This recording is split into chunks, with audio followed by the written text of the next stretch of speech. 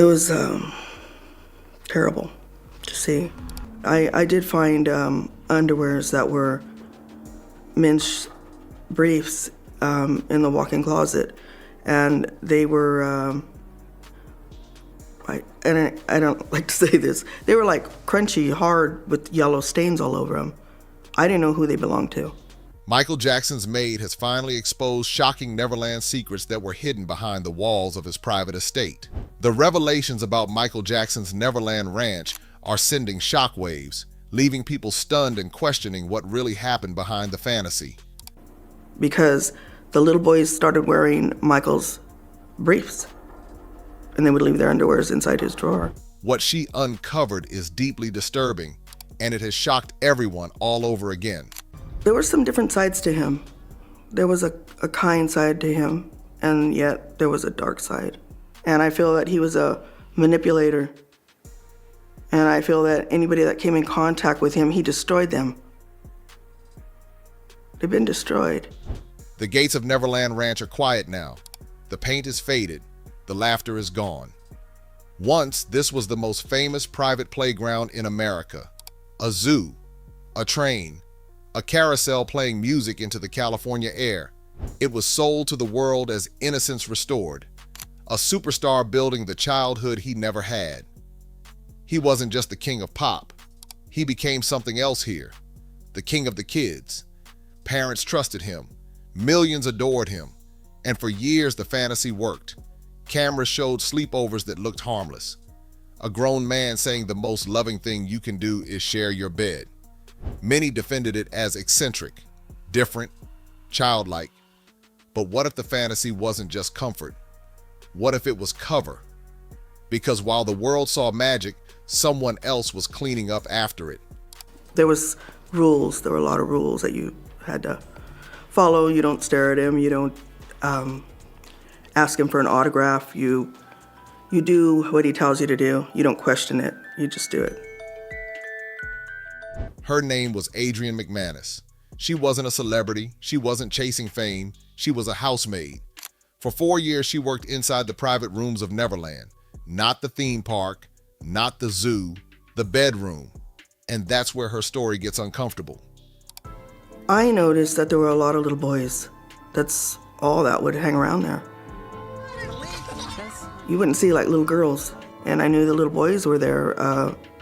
When they would arrive, they would put their clothes in a suitcase in his room.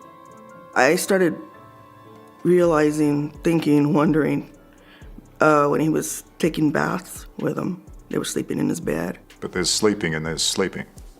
Yeah. She says the first red flag wasn't dramatic, it was subtle. Little boys arriving at the ranch and putting their clothes not in guest rooms, but in his bedroom. Suitcases unpacked inside his space, not down the hall, not across the property, in his room. That stuck with her. I know the truth. I was there. And when I would go in the next day, there were little boys' underwears either on the floor with Michael's or they were in the jacuzzi. They were, I don't like to say this, they were like crunchy, hard, with yellow stains all over them. I didn't know who they belonged to. Then came the small details that wouldn't leave her mind. Underwear on the floor, boys' briefs in the jacuzzi, underwear in the bed. She says she would walk in the next morning and see children's clothes mixed with his, not once, not twice, regularly. The first time I cleaned his bedroom, I didn't even know where to start. He was the sort of classic rock star, was he? He just sort of dropped everything behind him and let you pick it up. And then she recalls something that unsettled her on a different level. Briefs she found in the closet described in her words as stiff with yellow stains. She says she never knew who they belonged to, and later claimed that some of the visiting boys would even wear his underwear, leaving their own behind in his drawers. There's nothing cinematic about it. No dramatic score, no spotlight moment. Just small, uncomfortable details that sit completely outside the fairy tale version of events surrounding Michael Jackson's Neverland. And that, she says, is what slowly changed her perception. At first, she tried to rationalize it, telling herself it was just eccentricity. the behavior of someone who openly said he never had a childhood. Staff were instructed not to question anything, bound by strict confidentiality agreements where silence wasn't optional, it was expected. But as she kept cleaning that room, the unease didn't fade. It grew heavier, turning from doubt into something she could no longer easily dismiss. There was a lot of Vaseline at Neverland. Sometimes it was found in the golf carts when Mr. Jackson would take off with the boys. Vaseline? Yeah, Vaseline. And there was a lot of Vaseline in Michael's bedroom. She also talked about the Vaseline. She said it was everywhere, in the bedroom, in golf carts when he would take boys around the property. Not once or twice, frequently. When asked if there could be an innocent explanation, she said she didn't think so. Then there were the lucky boys, the ones who stayed behind when other kids went home, the ones sitting on his lap, the hugging, the petting. She described touching near the rear end, hair stroking, kissing. She said it didn't look right, not appropriate, not normal for someone who wasn't their father. Now here's where it gets complicated. I think that he was starting to realize that maybe I was catching on, because I got a call from him. He called me on Mother's Day. It was a Sunday morning at my home. He said, "I want to ask you something." And I said, "Yeah, okay." And I kid you not, he asked me about 8 times, "What do you know?" And I said, "Mr. Jackson, I don't know what you want me to tell you." "What do you know, Adrian?" That was the question. What do you know? What do you know? I was starting to get really, really frightened. In 1993, when Jordan Chandler accused Michael Jackson of sexual abuse, police started investigating. McManus gave a sworn deposition. Under oath, she said she never saw him molest a child. Years later, she explained why. She said she was scared. She claimed that after the deposition, he called her. Then one day, he handed her a small index card stapled at the edges. Inside was $300. The note read, "Thanks for everything." She says that was payment for covering for him. $300 for silence. The Chandler case never went to criminal trial. It ended with a civil settlement reportedly worth around $20 million. Jackson denied wrongdoing. He said settling was about ending the circus. His supporters argued that innocent people settle cases all the time to protect their careers. But to critics, the number was fuel. If nothing happened, why pay that much? You know, I signed a confidentiality agreement, and I was already conditioned and programmed, you don't question it. And we were told to stay away from the family. You're just a maid, you do your job. Years later, when McManus attempted to sue Michael Jackson for wrongful termination, she lost the case and was ordered to pay $1.6 million in legal fees. The estate later countered with accusations that she had taken items from Neverland and sold them, with the jury eventually ruling she owed $34,000, an amount she has not paid. That's where the questions start piling up. Was she telling the truth in her later claims, or had earlier testimony already damaged her credibility beyond repair? She herself admitted to lying under oath in 1993, saying fear for her safety and her family pushed her into it. Critics see inconsistency as collapse of reliability, while supporters argue fear can distort even the strongest voice. And that's the tension that refuses to fade. Neverland was never just a property. It became a symbol split in 2 directions. For some, it remains the dreamlike creation of a misunderstood artist. For others, it represents something far more unsettling hidden behind closed gates. For McManus, the memory is not magic at all. She says when she sees those gates, only one word comes to mind: misery. Don't believe your story, or perhaps don't want to believe it? Is there anything that you feel that you can say to them? The 2005 jury ultimately found Michael Jackson not guilty on 14 criminal charges, legally clearing him in court, but public opinion never fully followed the verdict. After his death in 2009, more accusers emerged, old supporters distanced themselves, and even some former witnesses changed their accounts, deepening the uncertainty surrounding his legacy. What was once the fantasy of Neverland has since faded, leaving behind uneasy questions, conflicting testimonies, and a maid's account claiming she witnessed things no one was ever meant to see. And then comes the detail that makes people visibly uncomfortable: the so-called lucky boys. According to her account, not every child visitor to Neverland Ranch experienced the same closeness. Most came in groups, enjoyed the rides, the animals, and the sweets, then left. But a select few were allegedly kept behind, receiving unusually intimate attention like sitting on his lap, prolonged hugs, hair stroking, and physical affection that she described as crossing personal boundaries. This is where the narrative turns even more contested. One of the most widely discussed names linked to Neverland is Macaulay Culkin, who has publicly denied any wrongdoing and dismissed the allegations entirely. That contradiction leaves a hard split between testimony and denial, with no easy resolution. In the end, it's this clash of stories, patterns, and unanswered questions that keeps the Neverland narrative unsettled and impossible to neatly close. Did you at any time see Michael Jackson molest Jordan Chandler? I saw some stuff that I didn't think was appropriate with Mr. Jackson and Jordy. What sort of things did you see with Jordan Chandler? Michael kissing on him. Michael's hands kind of very close to Jordy's crotch. That's when Jordan Chandler, a 13-year-old boy, accused Michael Jackson of sexual abuse. The story exploded. Police investigated. Reporters camped outside Neverland. The fairy tale cracked. McManus gave a sworn deposition during that investigation. Under oath, she said she never saw molestation, no inappropriate behavior, nothing criminal. Case closed, right? Not exactly. She later claimed that after giving that deposition, Michael Jackson called her personally, and sometime after that, she says he handed her a small index card, stapled on the sides. Inside, $300. And just when it felt like the storm might calm down, he made a decision that changed everything. He invited British journalist Martin Bashir into his life. I think the Martin Bashir documentary was a disaster for Michael Jackson. I think he never should have trusted Mr. Bashir to do an objective, professional documentary. The documentary Living with Michael Jackson aired in 2003, and it was uncomfortable. In one scene, 12-year-old Gavin Arvizo sits beside Jackson discussing their sleepovers. Bashir asks about sharing a bed. Jackson responds calmly, almost defensively, saying, "The most loving thing to do is to share your bed with someone." That single sentence detonated. To Jackson, it may have sounded pure. To the public, it sounded alarming. A 44-year-old man explaining why sharing a bed with a child is loving? That's not a sentence you can spin easily. The backlash was immediate. Within months, around 70 sheriff's deputies raided Neverland.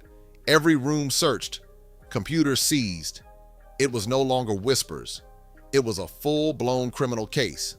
I think Mr. Bashir turned it all against him, tried to create a sensationalist documentary for personal gain. That's my opinion. And it was spliced together and put together in a way which, in my opinion, was designed to make Michael look bad. His defense attorney, Tom Mesereau, argued the documentary was manipulated.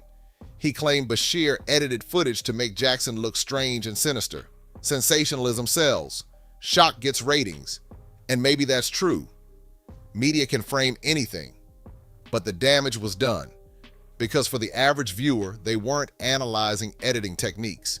They were watching a grown man justify sharing his bed with a child. From that moment on, Neverland stopped feeling magical. At Michael Jackson's trial, you were found to have lied under oath.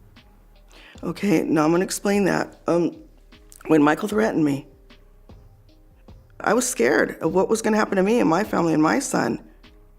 You admit to not telling the truth. Yeah, because he threatened me. How do we know you're telling the truth now? Well, let's put it this way. I know the truth. I can sleep very good at night. I'm happy I did what I did by standing up and trying to do the right thing. It felt complicated, suspicious, and divided. Supporters said he was naive, childlike, too trusting. Critics said the documentary revealed what had been hiding in plain sight for years, and right in the middle of it all were the same pieces: Vaseline in drawers, select boys staying behind, a $300 card, a $20 million settlement, a sentence about love and beds that refuses to fade. None of it alone proves anything, but together, It created a story that refuses to stay buried. By 2005, the fairy tale had officially turned into a courtroom marathon. Michael Jackson wasn't dealing with rumors anymore. He was staring at 14 felony counts. Molestation, conspiracy, serious charges that could have put him behind bars for decades. This wasn't tabloid noise. This was real prison time on the table. And the trial? It was massive. Media coverage was compared to the O.J. Simpson trial. Reporters everywhere. Fans camping outside, protesters shouting. Every outfit Jackson wore became a headline. Every cough, every whisper, analyzed like it meant something deeper. You always thought a trial sooner or later was going to come along, did you? Yeah, I did. Yes, I did. Sad to say, but yeah. Inside the courtroom, it was intense. Adrienne McManus took the stand. The same maid who once said under oath she hadn't seen molestation was now describing behavior she believed crossed lines. She talked about things that made the jury uncomfortable: suspicion, proximity, patterns. And then came the defense's powerhouse witness, Wade Robson. Calm, confident, clear. He denied abuse completely. He didn't hesitate. He said nothing inappropriate had happened. For the jury, that mattered. A young man once close to Jackson, strongly defending him under oath. We had a wonderful relationship. I learned so much from him as an artist and as a kind human being. After 14 long weeks, the verdict came down. Not guilty. 14 times. Count after count. Not guilty. Legally, it was a complete victory. Jackson wept. His family celebrated. Fans outside erupted. The system had spoken. But the story didn't end there. We had this mock wedding ceremony. We did this in his bedroom. And we filled out some vows. It's like we're bonded forever. It felt good. And the ring is nice.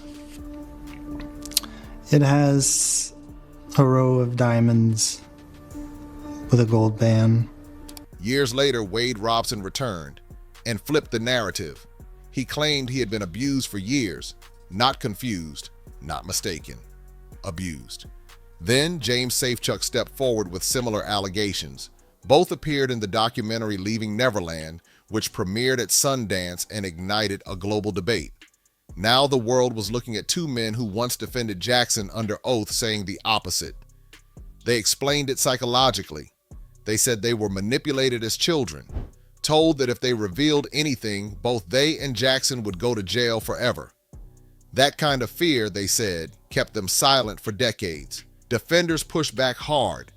They argued you can't testify under oath denying abuse and then reverse it years later without raising serious credibility questions. Was it trauma surfacing, or was it a dramatic rewrite of history? That tension still sits at the center of this case. Meanwhile, McManus had her own legal spiral. After leaving Neverland, she sued Jackson for wrongful termination and lost. The court ordered her to pay about $1.6 million in legal fees. Then Jackson's estate countersued her, accusing her of taking items from Neverland, including a sketch of Elvis Presley she allegedly found in the trash and later sold.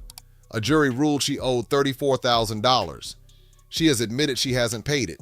And that's when critics started asking the uncomfortable question: was this about truth or was it about survival? When someone owes millions, people naturally question motives. Is this moral courage or financial pressure talking? Then 2009 changed everything. Jackson announced his comeback tour, This Is It, at London's O2 Arena. 50 sold-out shows. It felt like redemption, a final chapter written on his terms, and then just weeks before opening night, he died from a prescription drug overdose. The shock was immediate. Over 1 billion people watched his funeral worldwide. That number is staggering. In death, he became larger than life again. The headlines shifted from accusations to tributes. But death doesn't erase suspicion. It freezes it. Some saw a martyr, a misunderstood genius crushed by media hysteria. Others saw unresolved allegations that never truly disappeared. His music continued to dominate charts. His legacy, though, split into two camps.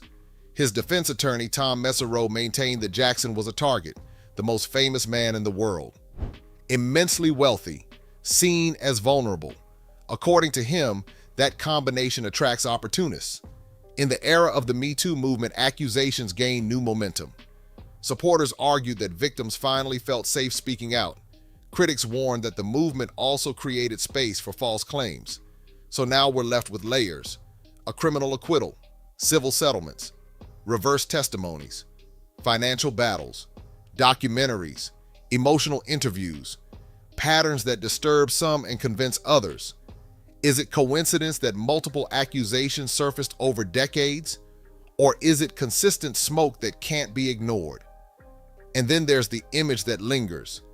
McMahon is standing outside the gates of Neverland Ranch years later, asked what she feels when she sees it. Her answer wasn't nostalgia. It wasn't magic. It was one word: misery. So here we are. 3 narratives still fighting for dominance. The exploited genius destroyed by fame and greed. The silenced victims who say they were manipulated and afraid. The staff who insist they saw something wrong behind closed doors. The jury said not guilty. That part is permanent. But history? History is still deliberating.